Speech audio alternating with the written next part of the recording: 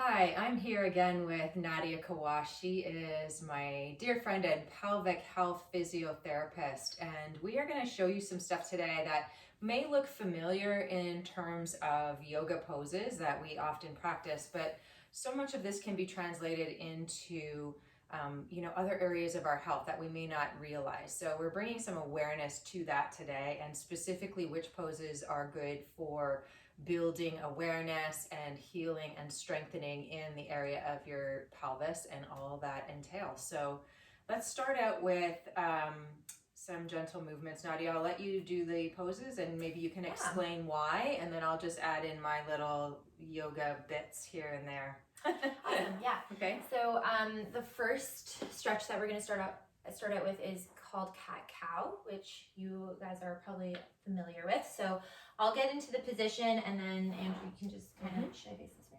Yep, this is good. Okay.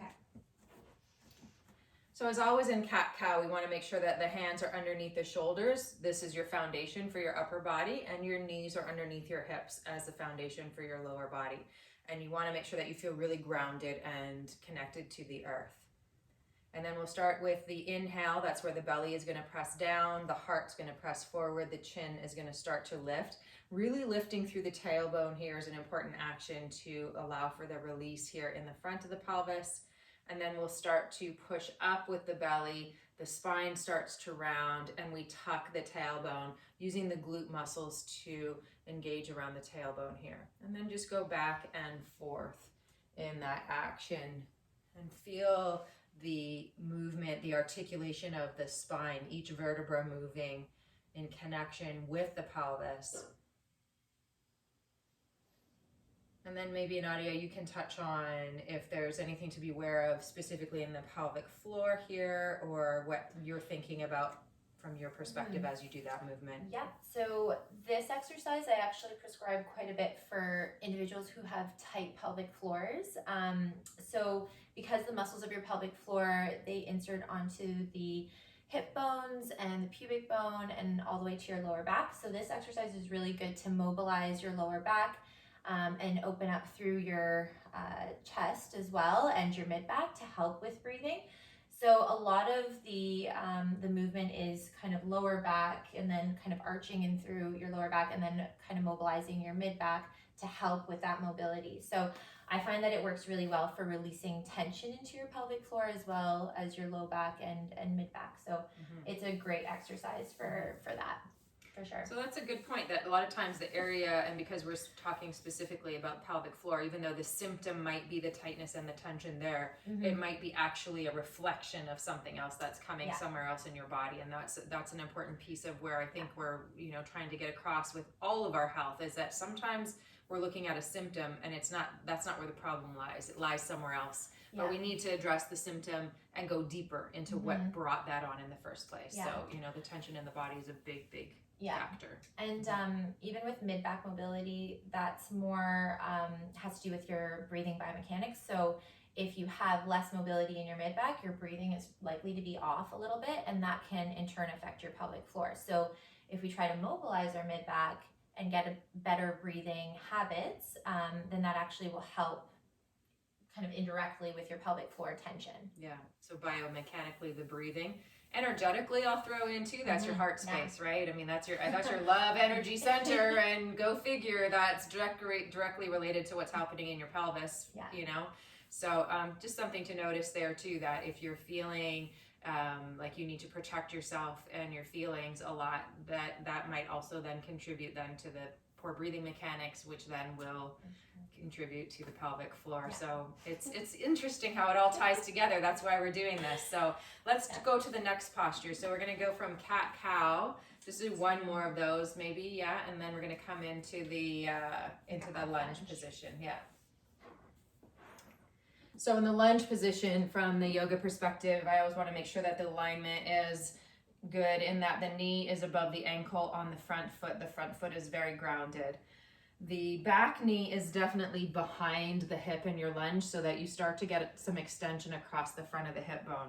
And then we want to work on kind of squaring the pelvis. So Nadia has her right foot forward here. I'm going to ask her to pull her right hip back and her left hip forward, but then also pull up underneath that right hip left hip bone. So the left hip bone is pulling up, the right hip bone is pulling back and down. Then we can start to add some elements with the upper body. If you want, you can take your left arm up overhead and even start to lean slightly towards the right, but without moving the pelvis here.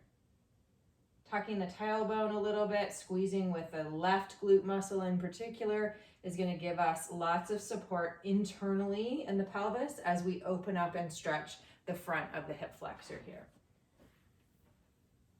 And then should I translate forward? Do you want me? Can we do Sure. that? Yeah. So that just gives like a little bit more of a stretch in through here. Yeah, so when you deepen into the knee bend, as long as your knee doesn't go beyond your toe, it's okay for the knee to reach the toe. Sometimes people are a little bit skeptical of that, but when we're not standing with a lot of weight on the leg, it's a great stretch for the Achilles and the lower calf as well. So it's okay to let the knee go towards the toe. Beyond, maybe not so much unless you're really super flexible. But that's a really, really great stretch here for the front of the hip. So you always want to make sure, of course, that you do both sides. So you can switch to do the other way. Yeah, you don't want to walk funny when you leave today. So yeah, and this stretch is actually one of the ones that I prescribe to my pregnancy patients. So especially for round ligament pain. So if they have like lower abdominal pain, kind of extending through the arm helps stretch out that area. And then when you tuck in your pelvis, because usually women who are pregnant, they tend to be in more of a lordotic or bent, more extended in through their lower spine. So it's nice it's almost like relief, kind of getting your pelvis to move the opposite direction and then getting a nice stretch in through here as well. Mm-hmm. So one of the cues that I started to pick up on a little bit later in life is because the tailbone tucking was always something that we were taught as alignment in yoga school. But when I found that when I brought the attention more to the front of the body, to the pubic bone, and paid attention to which direction the pubic bone was moving, that was a game changer for me, because I all of a sudden felt more in control of the abdominal muscles as opposed to directing the back of the body. So if you think of the pubic bone lifting up and in conjunction with the tailbone pushing down, it gives you more control inside, so that might be something that we can work on a little bit too, is thinking about in terms of the whole pelvis and not just where we're traditionally taught in many of our instructions as yoga teachers as well. Yeah, and I think that's a really good point, because your deep core muscles actually insert into your pubic bone, so kind of being aware of that area helps you be aware of your whole core. So it's that's a really good cue. I've never actually thought of it that way, so that's good. Awesome, there you go. So we can all spread the good word about the pubic bone. Yeah. All right, so let's move on to the back body then and do some more passive variations. So Toddlers Pose, I think, is the next one. Sure, we're going to use this for support. So the first variation, of course, is the one that we have traditionally done in yoga. Nadia refers to as toddlers. We sometimes call it cobbler's pose or butterfly pose, different things. But basically, essentially, you've got the soles of the feet together and the knees coming apart. Now, as soon as you do this, if you feel a lot of gripping, tightness, tension in the upper groin space, that is perfectly normal experience for many people, but I don't recommend that you stay in that place of tension for a really long time. Hence the cushions. So we're going to just use the cushions to place underneath the upper thigh, and we're going to place them not so that it lifts the thighs up, but it's going to support them where they naturally land, just before that area of extreme gripping or tightness, especially if you're somebody who has any injury or any trauma emotionally or physically to that part of your body. So that's my take on that one. This feels amazing. The support is a game changer too, right? That tiny little bit of support underneath the thighs, it really is helpful. Yeah, and this is a good one. Just again, like Angela had said, to open up your in through the front area, especially individuals who've experienced trauma. It's hard to open up and be in that vulnerable position. So I think it's important to kind of just adjust and modify as best as you can in order to kind of get into that position, because it's great for stretching the inner thigh muscles, and those muscles actually insert into the pelvic floor. So again, individuals who have tight pelvic floors, I tend to prescribe this exercise. Often, yeah. Let's go back and do a couple of variations on this exercise too. So if you're back into position, one of the things that I think we had talked about is doing that little bit of a rocking from side to side. Is it that you recommend, the side to side, or yeah, more? Yeah. Okay. Yeah. So this one's just really good to kind of release the tension a little bit more, and it's kind of modifying so that you're not just, you know, keeping your legs open and having tension build up in through here. Right. So it just kind of alleviates that tension a little bit. And if you're using your hands to support a little bit, which you are, that's nice too. It just helps to take some of the weight out of that side to side rocking, right?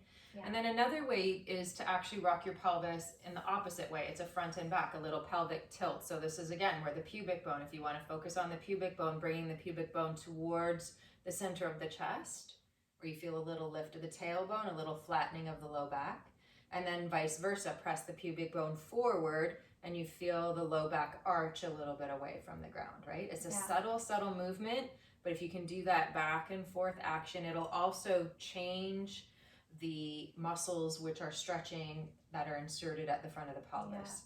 So it's a really nice way to kind of explore what's happening in that area, and again, to build awareness in that space. Yeah. And I don't know if you'd suggest, like with the breathing, I usually suggest as you kind of arch, breathing in, and then as you breathe out, kind of lifting the pubic bone. Yeah, so when you're lifting the pubic bone towards the chest, pressing the navel down, that's when you're pushing the air out, compressing the air out of your body. So really important.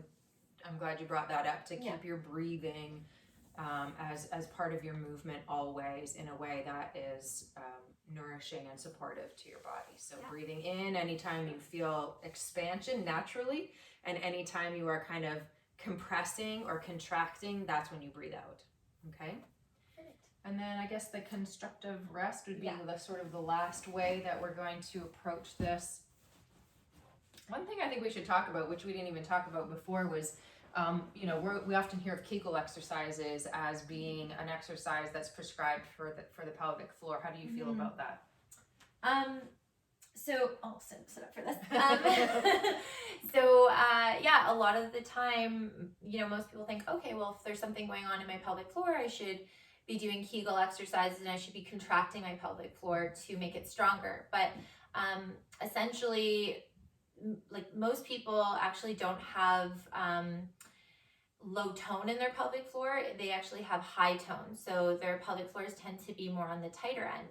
So I'm prescribing a lot of these exercises to a lot of my patients, especially the constructive rest. So the constructive rest just helps you ground yourself, and also promotes healthy breathing mechanics, and also forces you to basically relax your pelvic floor and adductor muscles, glutes, low back. Because a lot of people that I see, they tend to tighten up, and they don't actually know how to relax their pelvic floor in through their low back, hamstrings, adductors. So this is kind of a way to put you into a position where you have no choice. And then just working on the breathing mechanics in this position for, I usually say, like 10 minutes a day at least. And then also throughout the day, so checking in throughout the day, like checking in with your anxiety levels, checking in to see how tight you are in your pelvic floor, the way you're sitting, or if you're at your desk, kind of like, are you more in a relaxed state, a good posture? Are you breathing properly, or are you tightened up and kind of tense? So I always kind of request that my patients check in like a few times a day and just see how they're doing that way. And then if they do feel any tightness or tension in through their pelvic floor, low back, like neck, then they can practice doing some of the deep breathing when they're in a sitting position even. Okay. Yeah. Awesome. Thank you for clarifying that, because I think that's a misconception that many of us have, that we need to tighten more, when it's quite the opposite. We need to loosen up a little bit more. Yeah. Big surprise there, right? So just before we do this too, you're going to come back into laying down, but let's do the hamstring flossing thing too. Okay, so we're gonna do that little release before we actually come into the final rest. So, this is a familiar stretch for us in yoga as well. We often use a belt or do it in varying different positions to do it. But for today, we're going to use this simple method of what we call flossing in the hamstring. So Nadia has a hold of the back of her right thigh here with her hands interlaced. And all she's going to do is extend the right flexed foot up towards the ceiling, nice and slow, until she feels a stretch, and then it's going to just release, so that we don't end up in that highly contracted or highly stretched position of the muscle. We get to feel the release.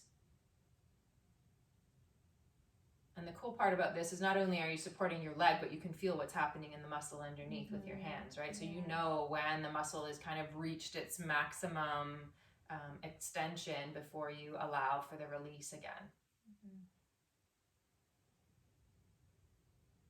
Part of that is the education of knowing what's happening in your body, because we don't realize how tight we are sometimes. So here we intentionally kind of create that space, and then we let it go. Yeah, this is a great one for even into like the insertion of your hamstring, because it goes up higher into that pelvic bone, or your sits bone. So I often will ask my patients to do this, just because it's kind of a part of that pelvic group that needs the attention.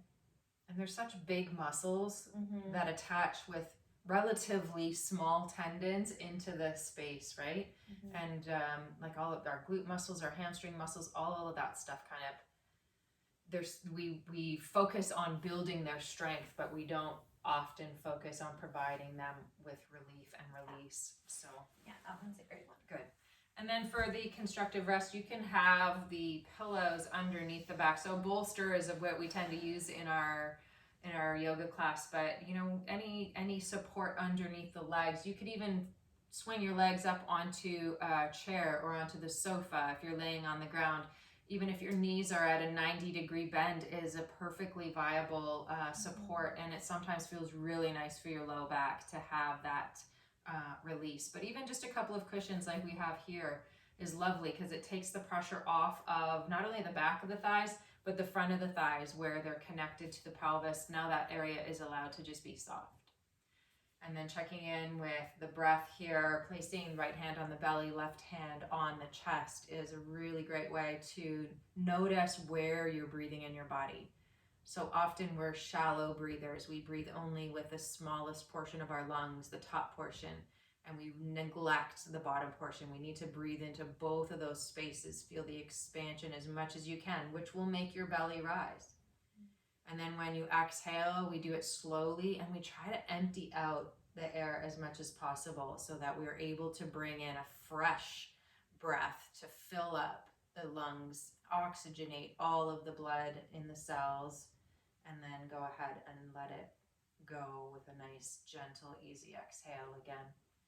And just working on familiarizing yourself with your pattern of breathing and how you might gradually improve it, so that you're not feeling strained by the topic of your breath. Sometimes I notice when people are trying to breathe more effectively, it causes them stress, because they're trying so hard to breathe deeply, and you see that the rest of the body is tensing because there's so much of that, right? So it's gradual and it's intentional, but it's gentle, right? Everything needs to be done with an energy of compassion for ourselves. So I was falling asleep. It's hard to because your voice is so hypnotic. So I'm lying there, I just feel like it's like so assume nice. The shavasana position, and that's it. I've lost you. Yeah. No, well, this is a great exercise though for just calming your central nervous system down. I feel like our whole world is just go all the time. So it's just great for it's just a great grounding experience and great grounding exercise to do.